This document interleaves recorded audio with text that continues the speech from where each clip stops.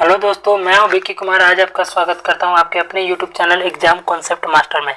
आज हम देखने वाले हैं एडुटेरिया का ऑब्जेक्टिव बुक का मास्टर वीडियो। 500 क्वेश्चन है, हो सकती है वीडियो लंबी बने, तो वीडियो में आखिर तक बने रहें। चलिए शुरू करते हैं। आज का हमारा पहला प्रश्न है कि केंद्रीय बजट 23-24 में जो वित्त मंत्री श्रीमती निर्मला सीतारमन द्वारा संसद में कब पेश किया गया, तो 1 फरवरी 2023 को याद रखेंगे। उसके बाद अगला प्रश्न है 2023-24 का बजट का आकार है 45,03,097 करोड़। वित्त वर्ष 2023-24 में राजस्व खर्चा का कितना बजट अनुमान लगाया गया है, तो 35,02,136 करोड़। उसके बाद अगला प्रश्न अगर देखा जाए तो वित्त वर्ष 2023-24 में राजस्व प्राप्ति का कितना बजट अनुमान लगाया गया है, तो 26,32,281 करोड़। और उसके बाद 2023-24 में 7 प्राथमिकताएं अपनाई गई है, जिसे क्या नाम दिया गया है, तो आप याद रख सकते हैं सप्तऋषि को। सप्तऋषि को याद रख सकते हैं। ये सप्तऋषि कौन कौन थे, तो अगले प्रश्न का हमारा यही जवाब होगा।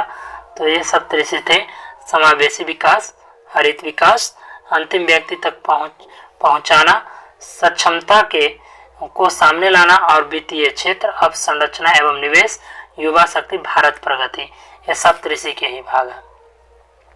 अगला प्रश्न अगर देखा जाए तो इस बजट के अनुसार भारत सरकार ने किस वर्ष तक स्किल सेल एनीमिया का उन्मूलन करने का लक्ष्य रखा है।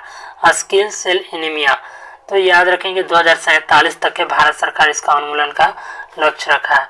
अगला प्रश्न है निम्नलिखित में से किस योजना की शुरुआत की घोषणा केंद्रीय बजट 23-24 में की गई, तो आप याद रख सकते हैं 23-24 में ई न्यायालय परियोजना चरण 3, प्रधानमंत्री कौशल विकास योजना 4.0, अमृत धरोहर स्कीम, इसको भी शुरू किया गया था। ठीक है। अब अगला प्रश्न, उच्च गुणवत्ता वाली बागवानी फसल उत्पादन के लिए किस कार्यक्रम की शुरुआत की घोषणा बजट 2023-24 में की गई है, तो आत्मनिर्भर बागवानी स्वच्छ पौधा कार्यक्रम के तहत। अगला प्रश्न है कि निम्नलिखित में से कौन से कथन की चर्चा बजट 2023-24 में की गई है, तो पीएम सुरक्षा बीमा योजना और पीएम जीवन ज्योति योजना के अंतर्गत 44.6 करोड़ लोगों को बीमा कवरेज दिया जाएगा। उज्ज्वला योजना के तहत 9.6 करोड़ एलपीजी कनेक्शन दिए गए, ये भी सही है। और 47.8 करोड़ प्रधानमंत्री जनधन बैंक खाते खोले गए, ये भी सही है। तो इनमें से एक से अधिक इसका जवाब हो जाएगा। अगला प्रश्न है हमारा कि बजट 23-24 के अनुसार नई व्यक्तिगत आयकर व्यवस्था में स्लैबों की संख्या 6 से घटाकर कितनी कर दी गई है, तो 5। ठीक है।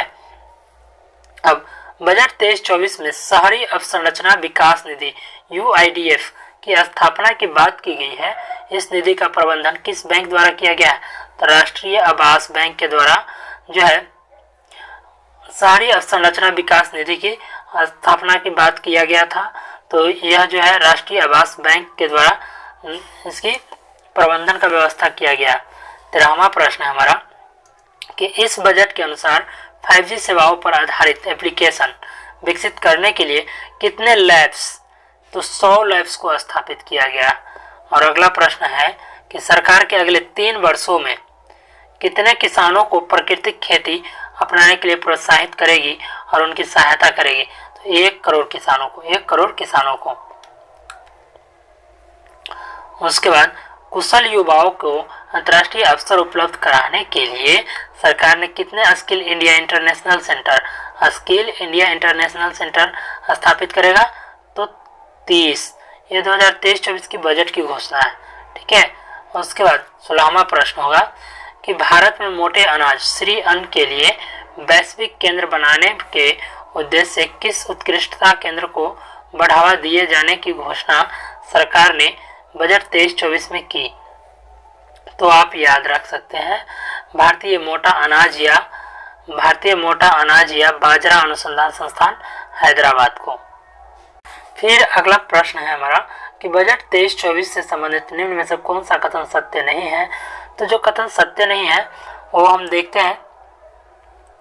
तो इसका कथन जो है, तो याद रखेंगे कि इसका जो कथन सत्य है, 6,000 करोड़ रुपए के निवेश से पीएम मत्स्य संपदा योजना की एक नई उपज योजना शुरू की जाएगी। और इसका आंसर अगर बात की जाए तो इनमें से एक से अधिक हो जाएगा, बी और सी जो है कथन गलत है।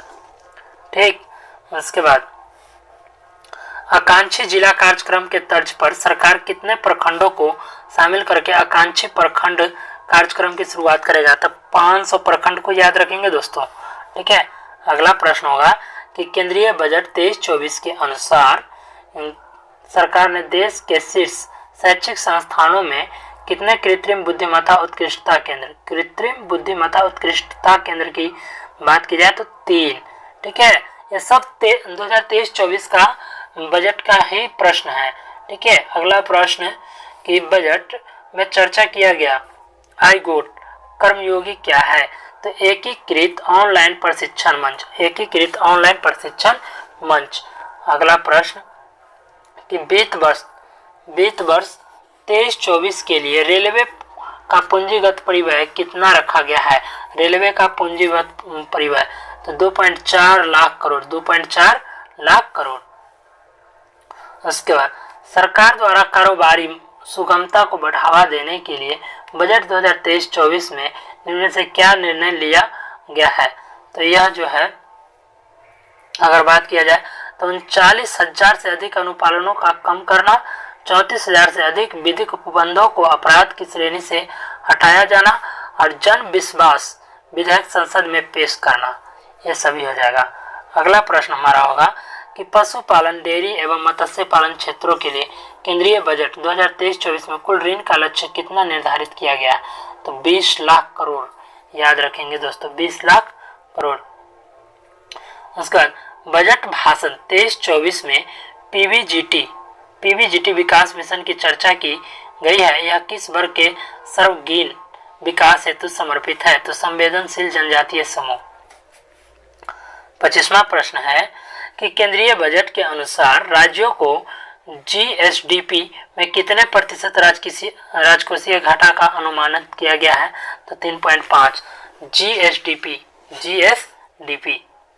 अब मैं बात करूं बजट के 23-24 के बजट के अनुसार किस क्षेत्र के लिए डिजिटल पब्लिक इंफ्रास्ट्रक्चर का निर्माण किया गया है? डिजिटल पब्लिक इंफ्रास्ट्रक्चर, तो यह जो है कृषि क्षेत्र के लिए।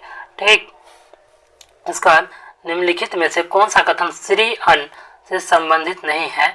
तो आप याद रखें कि भारत श्री अन्न का सबसे बड़ा उत्पादक है, मोटा अनाज के लिए था। ठीक है, और संयुक्त राष्ट्र संघ 2023 को मोटे अनाज का वर्ष घोषित किया गया है।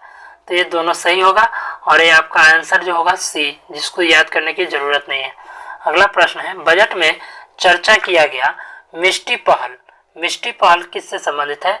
तो तटीय रेखा मैंग्रोव पौधारोपण से संबंधित है। उसके बाद केंद्रीय बजट 2023-24 में किस योजना पर बजट आवंटन 66% से बढ़ाकर 79,000 करोड़ से अधिक कर दिया गया है? तो प्रधानमंत्री आवास योजना, याद रखेंगे, प्रधानमंत्री आवास योजना। और वित्तीय वर्ष 2023-24 के लिए राजस्व घाटा कुल जीडीपी का कितना प्रतिशत रहा है? तो 2.9% जीडीपी अब वित्तीय वर्ष जो है घाटा अनुमानित लगाया गया है। और अगला प्रश्न है कि वित्त वर्ष 2023-24 के लिए राजकोषीय घाटा का कितना बजट अनुमान लगाया गया है? तो आप याद कर सकते हैं 17,86,816 करोड़ को, 17,86,816 करोड़। उसके बाद वित्त वर्ष 2023-24 के लिए प्राथमिक घाटा का कितना अनुमान लगाया गया है? तो आप 7,06,845 करोड़ याद रख सकते हैं। और अगला प्रश्न है केंद्रीय बजट के अनुसार कितने नए नर्सिंग कॉलेज की बात कर रही है दोस्तों, नर्सिंग कॉलेज, तो आप 157 याद रख सकते हैं कि नए नर्सिंग कॉलेज कितना, 157। और वित्त वर्ष 2023-24 के लिए कितना पूंजीगत खर्च का बजट अनुमान लगाया गया है? तो आप लगा सकते हैं कितना, तो 10,961 करोड़, 10,961 करोड़। और उसके बाद 35वां प्रश्न है हमारा आज का कि वित्त वर्ष 2023-24 के लिए कितना पूंजीगत प्राप्तियों का बजट अनुमान लगाया गया है? तो 18,70,816 करोड़। ठीक है, अमृतकाल, अमृतकाल भारत @100 तक की यात्रा के दौरान निम्न में से कौन से 4 मौके रूपांतरित हो सकते हैं? तो आप याद रख सकते हैं कि इसका आंसर आप 3, 4, 5 और 6। तो देखते हैं 3, 4। महिलाओं का, एक मिनट, महिलाओं का आर्थिक सशक्तिकरण, पर्यटन, पीएम विश्वकर्मा कौशल सम्मान और हरित विकास को याद रख सकते हैं। इसका ऑप्शन नंबर सी हो जाएगा। फिर अगला प्रश्न है 23-24 के बजट के अनुसार क्षेत्रीय हवाई कनेक्टिविटी में सुधार लाने के लिए कितने हवाई अड्डा को पुनर्उद्धार किया गया? तो 50 को, ठीक है। और राष्ट्रीय हाइड्रोजन मिशन के मदद से 2030 तक के कितना मिलियन मीट्रिक टन वार्षिक उत्पादन का लक्ष्य रखा गया है? तो 50। दोस्तों, अगर वीडियो अच्छी लग रही हो तो वीडियो को लाइक कीजिए, चैनल को सब्सक्राइब कीजिए और वीडियो शेयर जरूर किया कीजिए, ताकि इससे हमें क्या हो, मोटिवेशन मिले और मैं आप लोगों के लिए ऐसी ही वीडियो बनाता रहूं। चलिए अगला प्रश्न है रासायनिक उर्वरकों की जगह वैकल्पिक उर्वरकों के प्रयोगों को बढ़ावा देने के लिए किस योजना की शुरुआत की जाएगी? तो पीएम परिणाम योजना। उसके बाद चक्रीय अर्थव्यवस्था को बढ़ावा देने के उद्देश्य से गोवर्धन योजना के तहत कितने नए अपशिष्ट से आमदनी संयंत्र स्थापित किए जाएंगे? तो 500। और 41वां प्रश्न है कि केंद्रीय बजट 23-24 के अनुसार अगले 3 वर्षों तक किस योजना के तहत सरकार आर्द्र भूमि तथा जैव विविधता को बढ़ावा देगी? आर्द्र भूमि तथा जैव विविधता को तो अमृत धरोहर योजना के तहत। अगला प्रश्न, बजट में चर्चा किया गया स्किल इंडिया डिजिटल प्लेटफॉर्म का लक्ष्य है? तो मांग आधारित औपचारिक कौशल वर्धन सक्षम करना और एमएसएमई में सहित नियोक्ताओं को साथ जोड़ना और उद्यमिता योजना की सुलभता सुगम कराना। और फिर चुनौती मोड के माध्यम से चुने जाने वाले कितने पर्यटन गंतव्यों को घरेलू और विदेशियों पर्यटकों के लिए एक संपूर्ण पैकेज के रूप में विकसित किया जाएगा? तो 50 को याद रखें, कितने? 50। फिर पर्यटन से संबंधित किसकी चर्चा केंद्रीय बजट 23-24 में की गई है? तो देखो अपना देशपाल पर्यटन से संबंधित है, स्वदेश दर्शन योजना और वाइब्रेट विलेज प्रोग्राम, ये सभी हो जाएंगे। उसके बाद आजादी का अमृत महोत्सव के स्मरण स्वरूप अगले 2 वर्षों की अवधि मार्च 2025 तक के लिए किस नई लघु बचत योजना की शुरुआत की जाएगी? तो महिला सम्मान बचत प्रमाण पत्र याद रखेंगे दोस्तों। फिर अगला प्रश्न हमारा होगा कि जल जीवन मिशन के लिए वित्त वर्ष 23-24 में कितने करोड़ का बजटीय प्रावधान है? तो 70,000 करोड़। उसके बाद मनरेगा के लिए वित्त वर्ष 23-24 में कितने करोड़ का बजटीय प्रावधान है? तो 60,000 करोड़। मनरेगा के लिए 60,000 करोड़। और सरकार का लक्ष्य वर्ष 2025 तक स्वास्थ्य पर जीडीपी का कितना प्रतिशत खर्च करना है? तो 2.5%। 49वां प्रश्न होगा, और सरकार का सर्वाधिक खर्च किस मद पर करती है? तो ब्याज अदायगी पर। और यह हमारा आज पहला सेट का अंतिम क्वेश्चन होगा कि नई कर व्यवस्था में उच्चतम अधिभार को 37% से घटाकर कितना प्रतिशत कर दिया गया है? तो 25%। चलिए अगला प्रश्न है दूसरा सेट का आर्थिक समीक्षा। एक मिनट। आर्थिक समीक्षा 23-24 के अनुसार वित्त वर्ष 23-24 के लिए कितना आर्थिक वृद्धि का अनुमानित की गई है? तो 6.0 से 6.8%। 6.0 से 6.8%। ये सभी बजट का 2 सेट का क्वेश्चन है, तो दोनों सेट का क्वेश्चन हम लोग देख लेते हैं। 2022-23 को संसद में कब प्रस्तुत किया गया था आर्थिक समीक्षा? तो 31 जनवरी 2023 को। अगला प्रश्न है आर्थिक समीक्षा के अनुसार वित्त वर्ष 2022-23 के लिए कितना प्रतिशत राजकोषीय घाटा का अनुमान लगाया गया? तो 6.4%। 6.4%। फिर अगला प्रश्न हमारा होगा कि आर्थिक समीक्षा के आधार पर भारत क्रय शक्ति क्षमता पीपीपी के अनुसार दुनिया की सबसे बड़ी अर्थव्यवस्था है?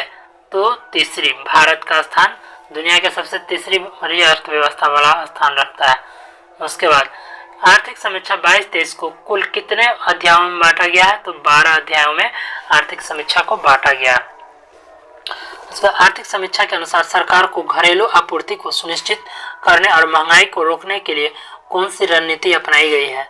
तो आप याद रख सकते, कपास पर सीमा शुल्क माफ कर दिया गया है, गेहूं के निर्यात पर रोक लगा दी गई है, प्रमुख कच्चा माल फेरोनोकल, कोकिंग कोल इत्यादि पर आयात शुल्क को घटाकर शून्य कर दिया गया।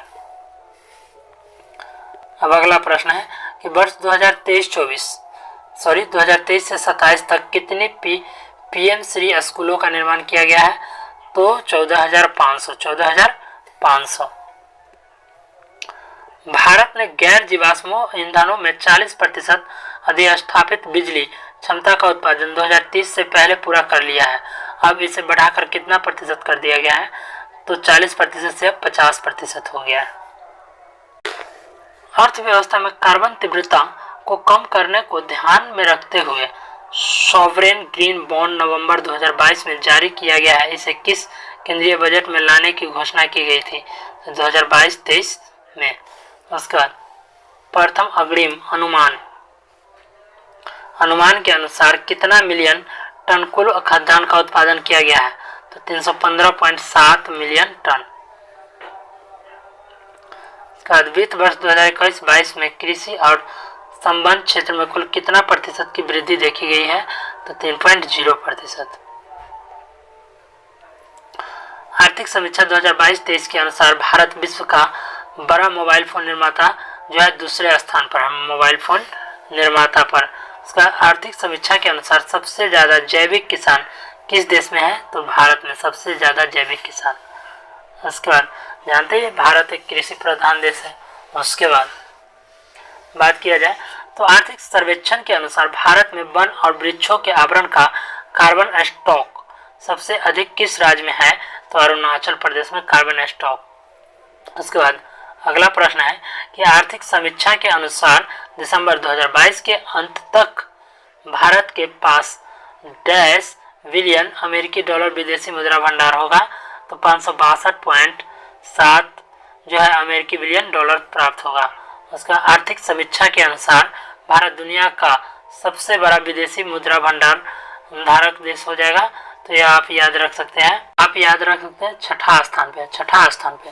अगला प्रश्न हमारा होगा कि आर्थिक समीक्षा के अनुसार सितंबर 2022 के अंत तक भारत पर विदेशी ऋण डैश बिलियन अमेरिकी डॉलर होगा। तो आप याद रख सकते हैं 610.5 अमेरिकी बिलियन डॉलर। वित्त वर्ष 2021-22 के दौरान देश के कितना प्रतिशत विद्युत उत्पादन हुआ है? तो देश में कितना प्रतिशत विद्युत उत्पादन? तो आप याद रख सकते हैं कि 17.2 लाख याद रख सकते हैं 17.2 लाख। उसके बाद कुल विद्युत उत्पादन में द्वितीय सबसे बड़ा हिस्सा अक्षय ऊर्जा का आर्थिक समीक्षा के अनुसार यह कितना प्रतिशत है? तो आप याद रख सकते हैं, इसका प्रश्न हो जाएगा 27.5%।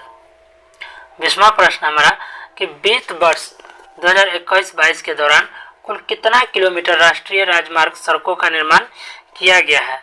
तो आप 10,457 किलोमीटर याद रख सकते हैं, 10,457 किलोमीटर। उसका आर्थिक समीक्षा के अनुसार भारत में कुल टेली घनत्व कितना प्रतिशत है?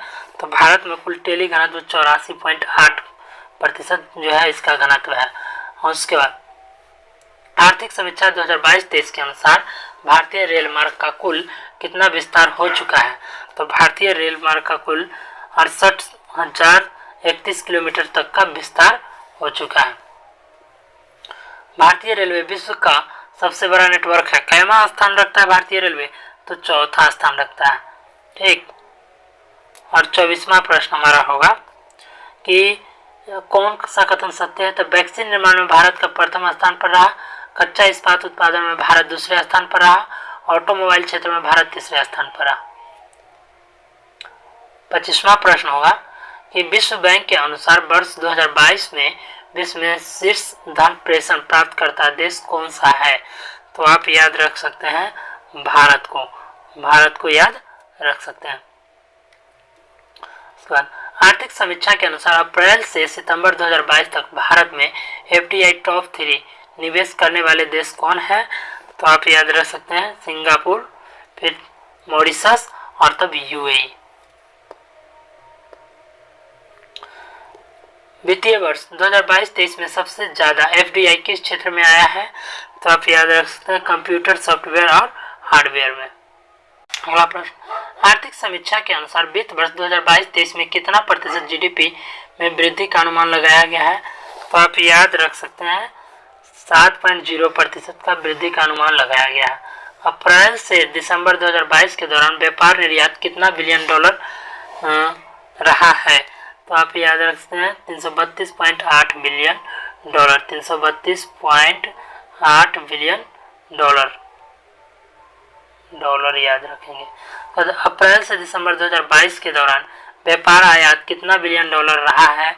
तो आप याद रख सकते हैं 551.7। ठीक है। आर्थिक समीक्षा के अनुसार जैविक खेती अपनाने वाला दुनिया का पहला राज्य कौन सा है? तो आप याद रख सकते हैं यहाँ सिक्किम को याद रख सकते हैं। 32वां प्रश्न है कि संयुक्त राष्ट्र बहुआयामी गरीबी सूचकांक के अनुसार 2005 से 6 और 2019 से 21 के बीच भारत के कितने लोग गरीबी से बाहर आए हैं? तो गरीबी से बाहर जो है 41 करोड़ लोग। उसके बाद वित्त मंत्रालय के वर्तमान में मुख्य आर्थिक सलाहकार कौन है जिनके देखरेख में आर्थिक समीक्षा तैयार हुआ है? तो बी आनंद नागेश्वरन है मुख्य आर्थिक सलाहकार वित्त मंत्रालय के। 34वां प्रश्न है कि आर्थिक समीक्षा 2022-23 में वर्णित वर्ल्ड इकोनॉमिक आउटलुक रिपोर्ट किसके द्वारा जारी किया गया है? तो आप 34वां प्रश्न का जो है IMF को याद रखेंगे। 35वां प्रश्न कि आर्थिक समीक्षा के विभिन्न देशों का नेट जीरो उत्सर्जन का लक्ष्य वर्णित जिसमें अमेरिका ब्रिटेन का लक्ष्य वर्ष क्या है? तो आप 2050 तक के इनके लक्ष्यों को याद कर सकते हैं। आर्थिक समीक्षा में उल्लेखित लाइफ का पूर्ण रूप क्या है? तो आप याद रख सकते हैं लाइफ स्टाइल फॉर एनवायरनमेंट अर्थात पर्यावरण के लिए जीवन शैली। 37वां प्रश्न है कि आर्थिक समीक्षा के अनुसार RBI ने पूरे वर्ष पॉलिसी रेपो दर में कितने आधार अंकों की वृद्धि की है? तो आप याद रख सकते हैं 225। अब कहता है कि वित्त वर्ष 2022-23 के लिए मूलभूत कीमतों पर सकल मूल्य वृद्धि पर विचार करें। तो विचार कर देते हैं हम लोग। तो इसका जो हो जाएगा आप याद रख सकते हैं कि कृषि 3.5% की वृद्धि हुई है और उद्योग में 4.1% की वृद्धि हुई है। अब 39वां प्रश्न, आर्थिक समीक्षा 22-23 के अनुसार निम्न कथनों पर विचार कीजिए। तो यह जो हो जाएगा भारत का ई-कॉमर्स बाजार 2025 तक 18% बढ़ाने की संभावना है। और 40वां प्रश्न कि आर्थिक समीक्षा 2022-23 के अनुसार राष्ट्रीय हरित हाइड्रोजन मिशन से भारत किस वर्ष तक ऊर्जा के मामले में आत्मनिर्भर हो जाएगा? तो आप याद रख सकते हैं इसका 2047 तक के आत्मनिर्भर हो जाएगा ऊर्जा के मामले में भारत। 41वां प्रश्न है कि आर्थिक समीक्षा में उल्लेखित JAM का पूर्ण रूप क्या है? JAM का जन धन आधार मोबाइल। आर्थिक समीक्षा में वर्णित मुद्रास्फीति दर पर विचार करें। तो आप याद रख सकते हैं कि अप्रैल से दिसंबर 2022 के दौरान थोक मूल्य सूचकांक पर आधारित मुद्रास्फीति 11.5% अनुमानित है। अब नवंबर 2022 तक भारत में कुल कितने टेलीफोन उपभोक्ताओं की संख्या कितनी थी? तो आप याद रख सकते हैं 117 करोड़। अगला प्रश्न है कि 22-23 के औद्योगिक क्षेत्र में सकल मूल्यवर्धन GVA कितना प्रतिशत बढ़ा है? GVA तो आप याद रख सकते हैं 3.7%, 3.7%। 45वां प्रश्न है हमारा कि वित्त वर्ष 2022-23 के लिए स्वास्थ्य क्षेत्र पर बजट पर खर्च जीडीपी का कितना प्रतिशत रहा है? तो 2.1%। स्वास्थ्य क्षेत्र पर बजट का जो है जीडीपी का खर्च रहा है 2.1%। चलिए, आर्थिक समीक्षा के अनुसार फार्मा उद्योग में एफडीआई प्रवाह 2019 की तुलना में 2022 में कितना गुना बढ़ा है? तो आप याद रख सकते हैं 4 गुना।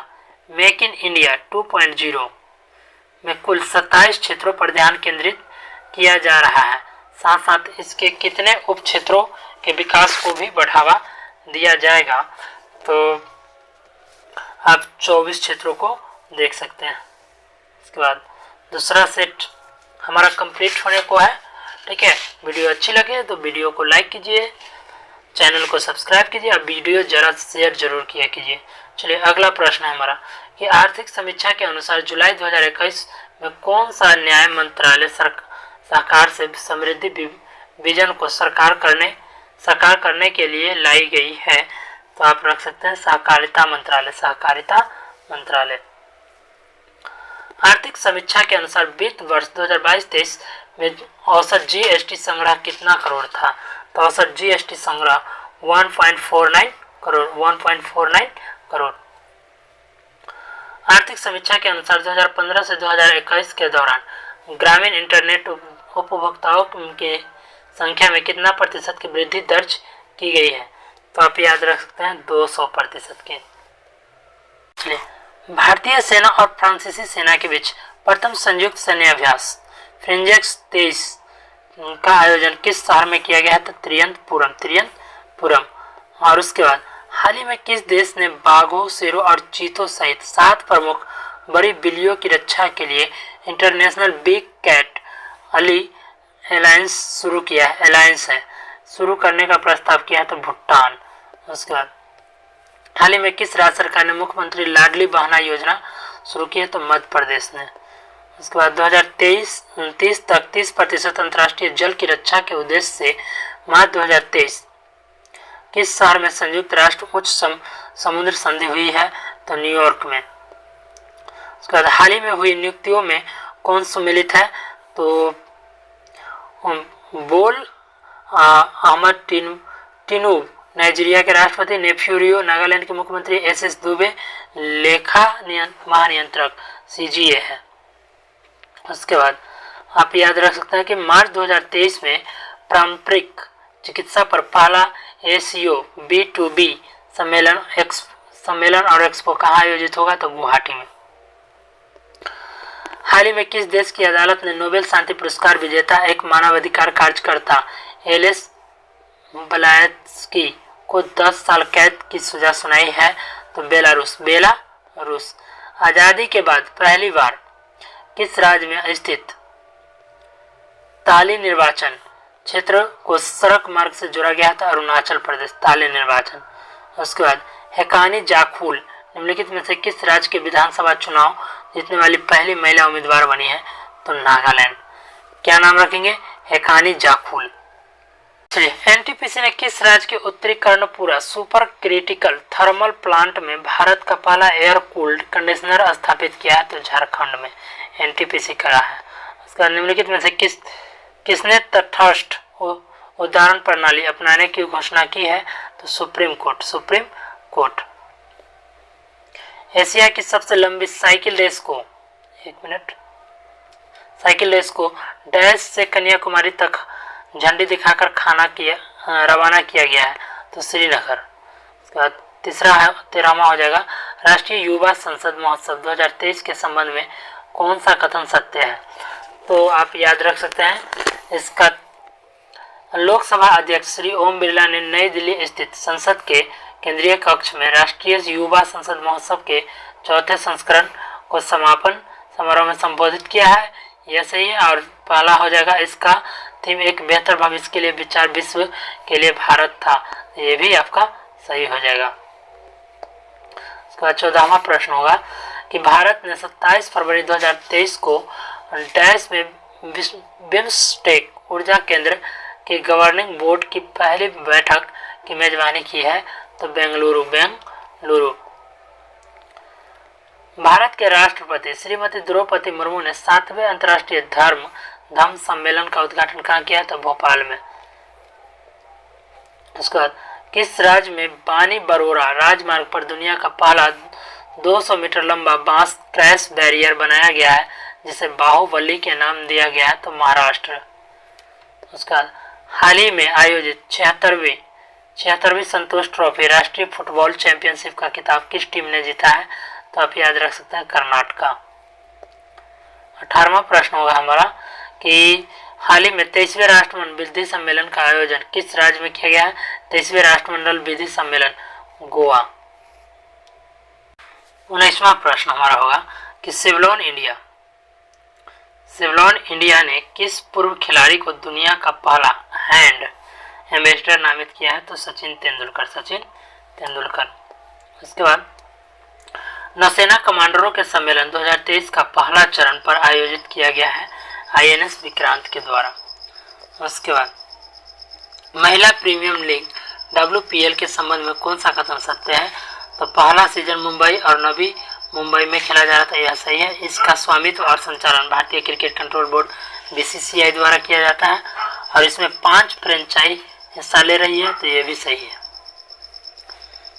उसके बाद किस खिलाड़ी ने 2022 का BBC Indian sports women of the year का खिताब जीता है? तो मीराबाई चानू को याद रखेंगे, BBC का Indian sports women of the year का चुना है। उसके बाद एक मिनट, राष्ट्रपति द्रौपदी मुर्मू ने 4 मार्च 2023 को जल शक्ति अभियान कैच द रेन 2023 का शुभारंभ किया है। इसके संबंध में कौन सा कथन सत्य है?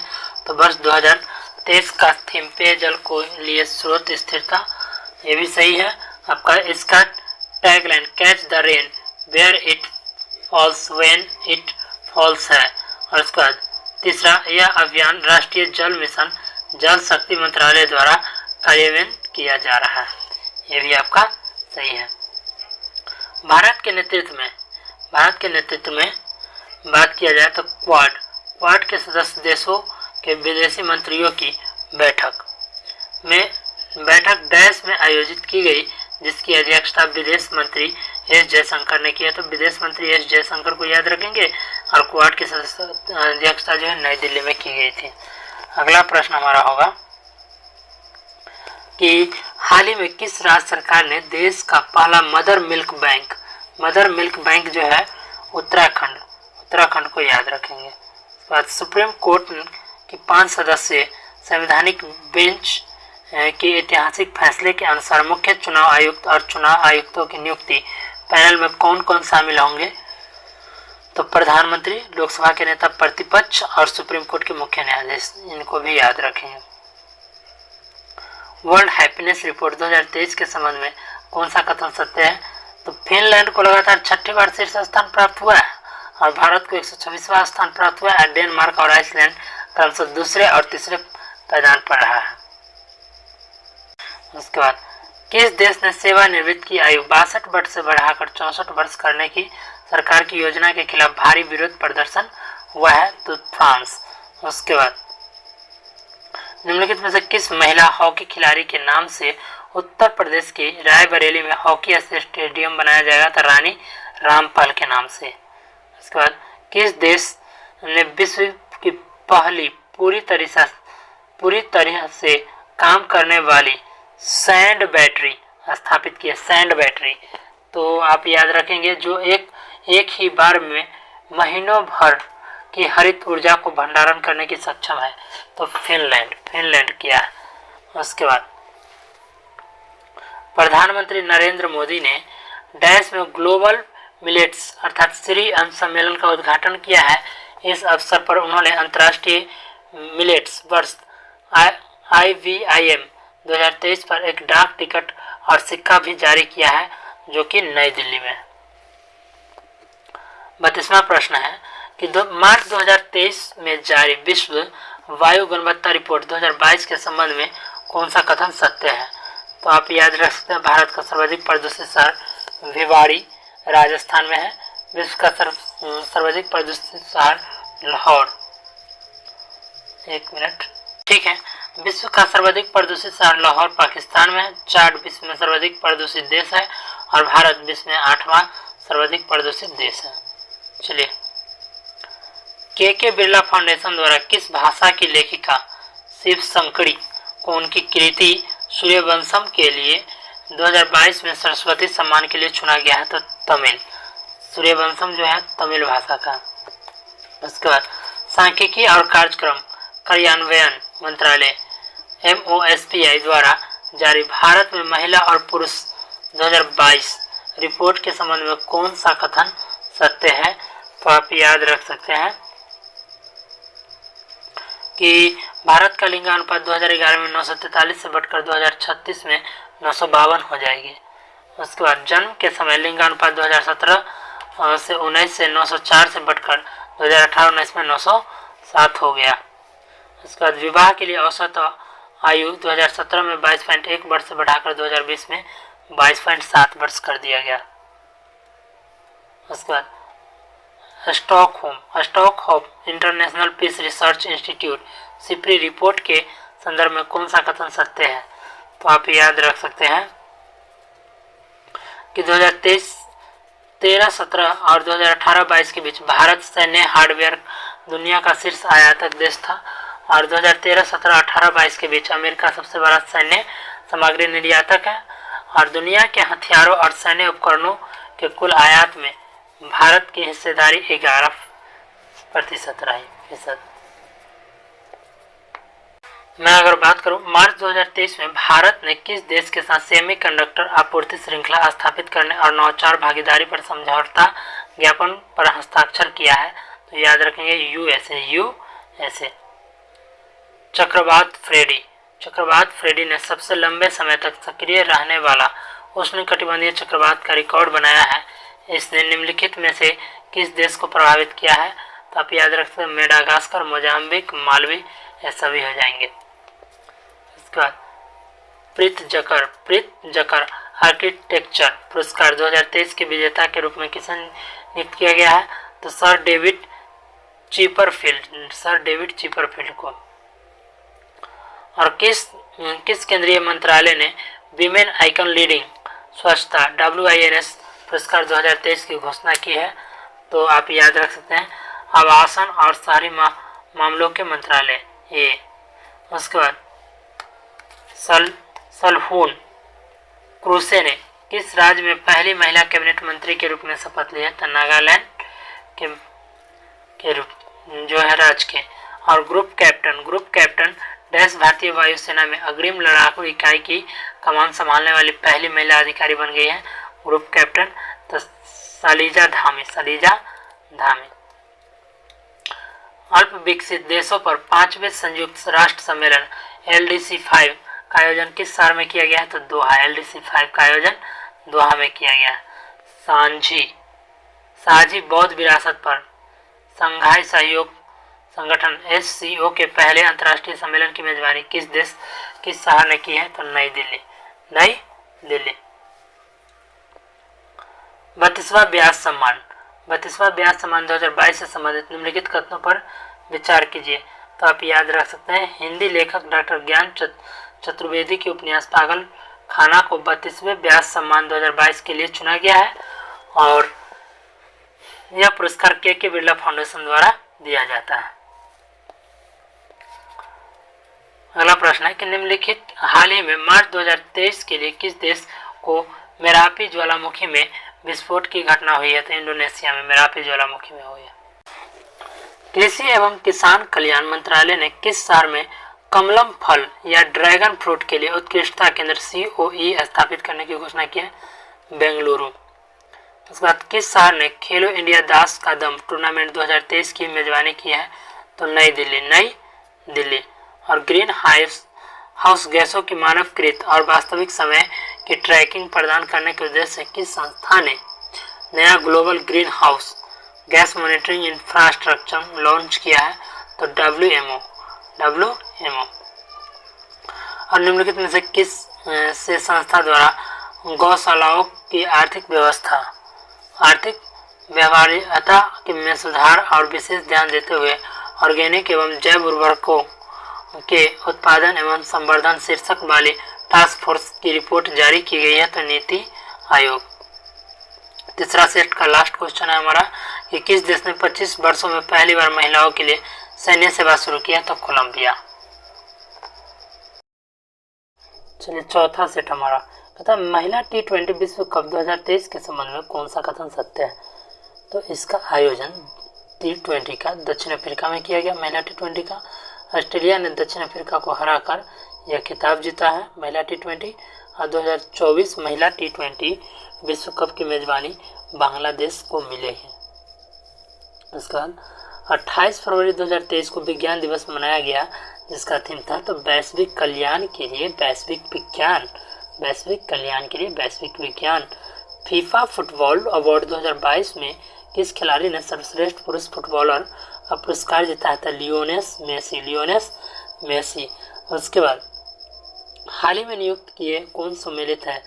तो वो वान थोंग वियतनाम के राष्ट्रपति राजीव सिंह रघुवंशी भारत के नए ड्रग कंट्रोलर जनरल है DCGI।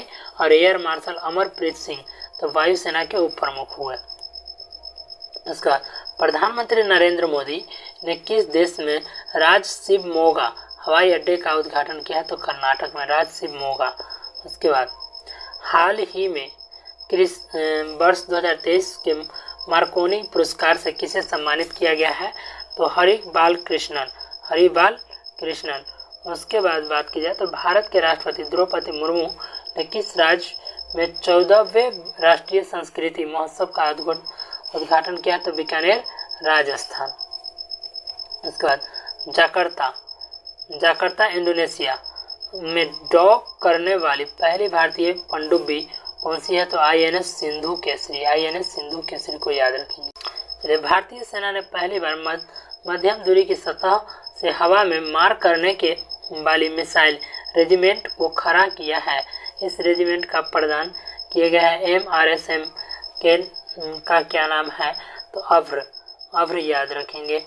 और उसके बाद महाराष्ट्र के किस शहर का नाम बदलकर छत्रपति संभाजी नगर कर दिया गया है? तो औरंगाबाद का नाम छत्रपति संभाजी नगर कर दिया गया है। उसके बाद किस शहर ने एशिया के सबसे बड़े life sciences and health care convention bio Asia के 20वें संस्करण की मेजबानी की है? तो हैदराबाद के।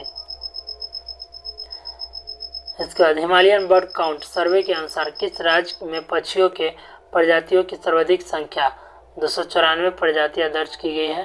तो Uttarakhand. Exercise desert flag eight अभ्यास में भाग लेने के लिए भारतीय वायुसेना की टुकड़ी किस देश पहुंची है? तो UAE याद रखेंगे। उसका किस फिल्म ने 6वें Hollywood Critics Association Films Award में सर्वश्रेष्ठ अंतर्राष्ट्रीय फिल्म का पुरस्कार जीता है? तो ट्रिपल आर। और 7 वर्षीय प्रिंस जिम्मे नामाग्यल वांगचुक किस देश के पहले डिजिटल नागरिक बने हैं? तो भूटान के पहले डिजिटल नागरिक। और महाबाड़ी अवकाश की अनुमति देने वाला कानून पारित करने वाला पहला यूरोपीय देश कौन बन गया? तो स्पेन। उसके बाद बात की जाए तो निजी कंपनियों द्वारा भारत के पहले हाइब्रिड साउंडिंग रॉकेट के संदर्भ में निम्नलिखित कथनों पर विचार कीजिए। तो इसे तमिलनाडु के चेंगलपट्टू में प्रक्षेपित किया गया है। तो यह कथन सही है। इसका नाम doctor APJ Abdul Kalam satellite launch vehicle mission 2023 रखा गया है। ये भी सही है। उसके बाद पूर्वोत्तर भारत का पहला संपीड़ित बायोगैस संयंत्र किस राज्य में स्थापित किया जाएगा? तो असम में। उसके बाद किस देश ने अंतर्राष्ट्रीय अंतरिक्ष स्टेशन में फंसे हुए अंतरिक्ष यात्रियों को वापस लाने के लिए सोयूज अंतरिक्ष यान लॉन्च किया है? तो रूस। सोयूज। उसके बाद 20वां प्रश्न है, सरकार ने पहली बार संत सेवालाल महाराजा की 284वीं जयंती मनाई है। संत सेवालाल महाराजा किस समुदाय के आध्यात्मिक नेता थे? तो बंजारा के। उसके बाद भारत के किस टेक स्टार्टअप ने एरो इंडिया 2023 शो में सौर ऊर्जा से चलने वाले ड्रोन सूरज का प्रदर्शन किया था गरुड़ एरोस्पेस। भारतीय वित्तीय प्रौद्योगिकी कंपनी ने देश का पहला चैट बॉट लॉन्च किया है, जिसे LEXI कहा गया है, उसको वेलोसिटी कहते हैं, वेलोसिटी।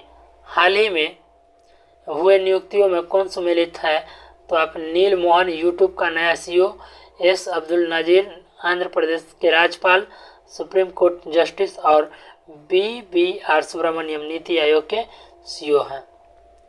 उसके बाद किस राज्य में जो है भारत उज्बेकिस्तान और द्विवर्षीय सैन्य अभ्यास डस्ट लीग 2023 का आयोजन किया गया है? तो उत्तराखंड, याद रखेंगे। उसके बाद अंतर्राष्ट्रीय क्रिकेट में सबसे तेज 25,000 रन बनाने वाले दुनिया के पहले बल्लेबाज कौन बन गया है? तो विराट कोहली।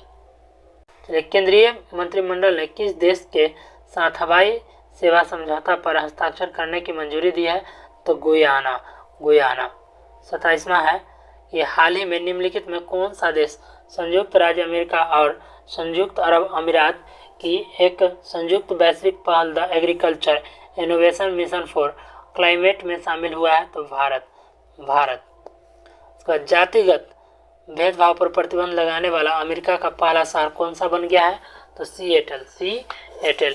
और प्रख्यात नृत्यांगना कनल रेले का हाल ही में निधन हो गया है, वह है मोहिनीअट्टम से कनल रेले।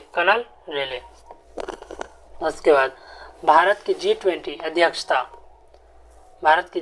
अध्यक्षता G20 के वित्त मंत्रियों और केंद्रीय बैंक के गवर्नरों की पहली बैठक 24-25 फरवरी 2023 को आयोजित की गई बेंगलुरु में।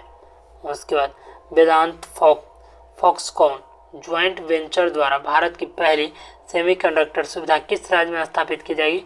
गुजरात में। XDI gross domestic climate risk report के अनुसार भारत में किस राज्य में केंद्र शासित प्रदेशों के सबसे अधिक जलवायु संवेदनशील क्षेत्र होने की उम्मीद है? तो आप याद रख सकते हैं, बिहार को। उसके बाद केंद्रीय शिक्षा मंत्रालय ने राज्य केंद्र शासित प्रदेशों को निर्देश दिया कि वे पहली कक्षा में दाखिले की न्यूनतम उम्र जो है 6 वर्ष रखेगी। उसके बाद निजी कंपनियों द्वारा भारत के पहले हाइब्रिड साउंडिंग रॉकेट के संदर्भ में निम्नलिखित कथनों पर विचार कीजिए। तो आप याद रख सकते हैं, इसका नाम doctor APJ Abdul Kalam satellite launch vehicle mission 2023 रखा गया था, और दूसरा इसे तमिलनाडु के चेंगलपट्टू से प्रक्षेपित किया गया था। चलिए, क्षेत्रीय भाषा में फैसलों का अनुवाद उपलब्ध कराने वाला देश का पहला उच्च न्यायालय कौन हो गया? तो केरल उच्च न्यायालय। उसके बाद फरवरी अगर बात करूं तो बांग्लादेश में प्रधानमंत्री शेख हसीना ने ढाका में किस अंतर्राष्ट्रीय मातृभाषा पुरस्कार 2023 प्रदान किया है? तो किसे? तो महेंद्र कुमार मिश्रा। चलिए, हमारा 36 का प्रश्न छूट गया था, देख लेते हैं। फरवरी 2023 में 12 बिजनेस फोरम का पहला सम्मेलन कहाँ आयोजित किया गया? तो अबू धाबी, याद रखेंगे। उसके बाद दादा साहेब फाल्के अंतर्राष्ट्रीय फिल्म महोत्सव पुरस्कार 2023 से संबंधित निम्नलिखित कथनों पर विचार कीजिए। तो आप याद रख सकते हैं, best film the Kashmir file, the film of the year RRR, और बेस्ट एक्ट्रेस आलिया भट्ट और बेस्ट एक्टर रणबीर कपूर को। उसके बाद केंद्रीय सड़क परिवहन एवं राजमार्ग मंत्री ने विश्व के सबसे बड़े एवं अनोखे दिव्यांग पार्क की अनुभूति समावेशी पार्क की आधारशिला कहाँ डाली है? तो नागपुर में। उसके बाद याद रखेंगे कि फरवरी 2023 में आयोजित रणजी ट्रॉफी का खिताब किस टीम ने जीता? तो सौराष्ट्र ने रणजी ट्रॉफी। उसके बाद शिवाजी महाराज के जीवन पर आधारित शिव सृष्टि थीम पार्क के पहले चरण का उद्घाटन पुणे में किया गया है। भारत में नार्वे एकीकृत महासागर पहल के तहत एक समझौते के हिस्से के रूप में देश का पहला समुद्री स्थानिक योजना MSP का ढांचा डैश में लॉन्च किया गया है? तो पुडुचेरी। तो भूजल स्तर को ऊपर उठाने और वर्षा जल का अधिकतम उपयोग करने के उद्देश्य से हाल में किस राज्य द्वारा सुजलामा सुफलामा और जल अभियान के 6ठे चरण का शुभारंभ किया गया? तो गुजरात। दोस्तों, अगर वीडियो अच्छी लगे तो वीडियो को लाइक कीजिए, चैनल को सब्सक्राइब कीजिए, वीडियो को शेयर किया कीजिए और कमेंट सेक्शन में बताइए कि हम इसका पार्ट 2 लाए कि नहीं लाए। अगर पार्ट 2 अगर आपको चाहिए तो कमेंट सेक्शन में ज़रूर बताया कीजिए। ठीक है, चलिए शुरू करते हैं। हमारा आज का 44वां प्रश्न जो है, किन 2 सेनेटरों ने संयुक्त राज्य अमेरिका की सेनेट में एक प्रस्ताव पेश किया जिसमें अरुणाचल प्रदेश को भारत का अभिन्न अंग बताया गया है? तो जेफ मार्कले और बिल हार्टेगी। उसके बाद फरवरी 2023 में सेना में कृत्रिम बुद्धिमत्ता के उत्तरदायी उपयोग पर विश्व का पहला अंतर्राष्ट्रीय शिखर सम्मेलन रियम 2023 का आयोजित किया गया है। तो आप हेग याद रखेंगे, हेग। उसके बाद भारत का पहला ठोस अवशिष्ट से हाइड्रोजन संयंत्र में स्थापित किया जाएगा पुणे में। उसके बाद केंद्रीय मंत्रिमंडल ने सभी मौसम में कनेक्टिविटी प्रदान करने के लिए डैश में सिंकुला टनल का निर्माण को मंजूरी दी है? तो लद्दाख को। उसके बाद उत्तर भारत का पहला परमाणु संयंत्र गोरखपुर शहर में किस राज्य में स्थापित किया जा रहा है? तो हरियाणा में। 76वें बाफ्टा पुरस्कार में किस फिल्म को सर्वश्रेष्ठ फिल्म का पुरस्कार मिला है? All queen on the western front. उसके बाद हमारा ये आज का अंतिम प्रश्न है कि दुनिया में पहले 3D प्रिंटेड रॉकेट टिरान 1 को किसने लॉन्च किया है? तो रिलेटिविटी स्पेस। दोस्तों, अगर वीडियो कैसी लगी है कमेंट सेक्शन में ज़रूर बताएं। अगर वीडियो अच्छी लगी हो तो वीडियो को लाइक कीजिए, चैनल को सब्सक्राइब कीजिए और वीडियो को शेयर कीजिए। धन्यवाद।